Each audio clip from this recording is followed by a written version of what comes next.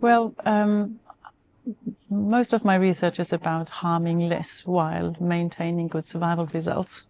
So the SENOMAC trial, which I'm presenting today, is born out of the previous trials, the ASCO 11 and the AMOROS trial, which show that you can actually omit axillary lymph node dissection in people who have sentinel lymph node metastases. But those trials were at the time too early and a bit too weak in some things, that the Swedish guidelines were not accepting omitting axillary lymph node dissection at the time. So we decided we have to make another trial and actually filling the gaps. So we added patients who have to undergo mastectomy, which were not represented in the other trials, and also those with larger tumors. So the SENOMAC trial is basically just a confirmative trial of previous trial with slight gaps in knowledge, really. Yeah, so the SENOMAC trial is a non-inferiority randomized phase 3 trial. So the hypothesis is that not doing an axillary lymph node dissection after up to 2 macrometastases in the sentinel lymph node biopsy will not worsen overall survival. So overall survival is the primary endpoint.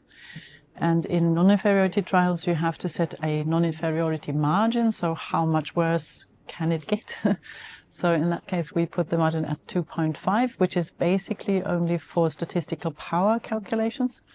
So it tells us that we needed 3,000 patients for this trial and 190 deaths in order to be able to have statistical power. So really robust results.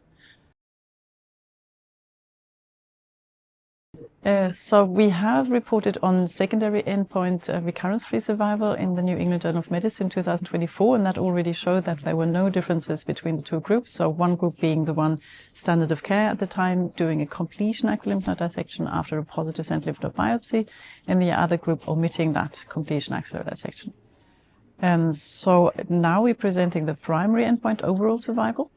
And as before, we now have a median follow-up time of 5 years, which is long, even though it's a lot of ER-positive tumors really in this trial. It still is quite a decent follow-up, and you can see that the overall curves exactly align with each other. And the 5-year overall survival is 94.3 in the group that omits axillary lymph node dissection, and 93.4 in those who have an axillary lymph node dissection. So we could confirm non-inferiority because it's also such a big trial that our statistical assumptions can be very well validated in this trial. Well, I think in many guidelines, people have already started or have omitted axillary lymph node dissection in patients who get breast conserving surgery, because that the earlier trials had that patient population. And of course, in the meantime, we have very long follow-up from those studies. But there's really no other trial with a decent number of patients needing mastectomy. And in most countries, that is at least like a third of patients or something in that vicinity. So I think for patients who need a mastectomy, this trial is the only one showing that it actually doesn't matter whether they, if they don't dissect the axilla.